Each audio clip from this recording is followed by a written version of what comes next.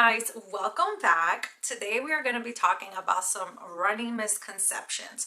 So we've just hit September and the weather is getting cooler. So many people now are starting to run, and there are so many things out there that I hear that I'm like, I kind of learned the hard way with this, or that's not right. So I'm going to be sharing with you guys everything. Also, I am in complete sadness because I recently got surgery, and so I am not allowed to run for another, like, I don't know, 5 to 7 weeks, something like that. I don't think I will be able to do the half marathon, but who knows, everybody's different. But you know, I'm always still thinking about running, and I see everybody running, and so I know that a lot of you are starting your running journey, and so I still want to share a lot of this type of content. So let's jump into it. So the first misconception is a lot of people start running or say they're going to run a 10K or a half marathon to lose weight. And here is where the issue lies. Obviously, running is a form of cardio. And so when you are training for these long races, for example, a half marathon, you are putting a lot of mileage in. When you burn calories, your body is going to need you to refuel. And this is where the issue is. If you don't have a plan, and maybe you don't have a great relationship with food already, you will most likely gain weight. And I've seen so many videos and so many people talk about how they started running to lose weight and they ended up gaining weight. So when you start running, it doesn't automatically mean that you are going to lose weight. You should probably have a plan, start slow, whether you are training for a 5K and then you bring it up to a 10K. Most people that maybe struggle with relationship with food and are a lot heavier start by just walking. Just walking, get your steps in. It is so important, even now for me as I am recovering. Getting your steps in is so important, and it will help you. You're still burning calories, but not as much and not as quick as you would if you were running 5, 6, 7 miles every week. So that is one misconception. If you start running, you will lose weight. Not true. Second misconception, running is cheap. Running does not cost a thing. Technically, yes, it's true. It doesn't cost you anything to get outside and start running. However, chances are you don't have the right sneakers to run miles in, so you're going to want to get proper footwear, which, insanely enough, running sneakers are so expensive, racking up that bill. Secondly, yes, there are things such as vests, water vests. I love seeing like videos of people back in the day, how they look before they go for a run, and people how they look now going for a run. And a lot of these things you don't necessarily need, but they were made available to make your life easier, like a running vest with a water pack, or the gels, or the compression socks, or the gums, all of that. Yes, you don't need that, but it does make it easy and it does make it better. And chances are you're going to want it. So you're going to end up just buying all of these things. Also, like I said, when you are running a lot, you will burn so many calories. You're going to need to eat more. Food is not your enemy. Food is good, but food also costs money. So you're going to find yourself. Sometimes I'll run 5 miles, I'll come home and I am starving. And I will eat a bagel, an egg, this and that, and feel great because I just burned like half of those calories. Like I just burned my whole breakfast. But nonetheless, it's a different type of meal than if I wasn't running all of those miles. If I wasn't running all of those miles, maybe I would have like some oatmeal and be fine. Maybe I'll have 2 boiled eggs and then be fine, but no. So yeah, running is not cheap. Third misconception, run fast and you will be fast all the time. So Everybody or a lot of people are always talking about their pace and wanting to run faster. And I am guilty of this because last year when I first started running, I wasn't necessarily focused on the pace because I didn't fully understand it. And so I was running 13-minute miles, 14-minute miles, and I felt good about it. And as time progressed and I understood what pace meant, I noticed that my numbers started getting lower. So I went, from 13 to 12 to 11, but that could have never happened if I wasn't running at a 14-mile pace or a 13-mile pace. And so what I usually do is I'll have some intervals scheduled for the week. So like running my mile pace and then backing off. So short bursts, kind of similar to sprints. And then I'll have like, maybe 20 minutes at a faster pace. And then on the weekend when I do my longer run, those are always easy runs. So if I'm going to run at a 12 or 13-minute mile pace, then I will do that as long as I'm keeping my heart rate low. What a lot of people do is they start off fast and they try to keep that up, but halfway through they burn out, they get tired, and then they never make it to the end.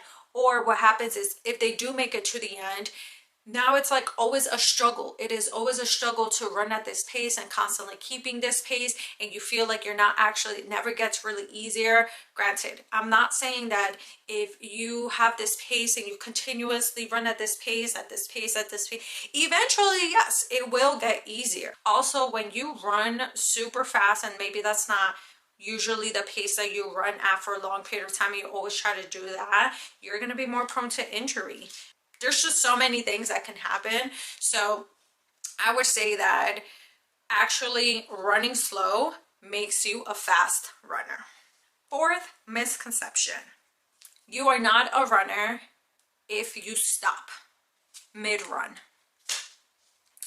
This is just so wrong on so many levels. There's so many people that are constantly just saying, I'm not a runner because I can't run for 30 minutes straight, or I'm not a runner because I can't run 3 miles straight. Once, in my brain, once you make it out the door and you start running and this is like a routine and you're consistently doing it, you're a runner, okay? Like, stop, get out of your head. I stopped so many times. I stopped during the half marathon and I consider myself to be a runner, okay? Now I consider myself to be a runner because I'd be running 3. I used to. I would run 3 times a week, okay? And then, strength train twice a week. So yeah, I was a runner, and I would also stop.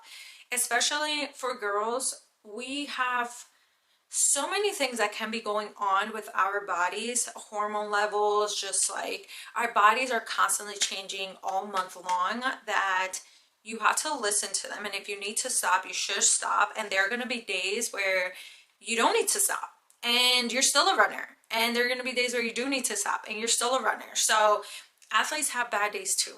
Would they not call themselves athletes if they have a bad day and, get tired or something like that? No, they wouldn't. So why should we? So you're still a runner.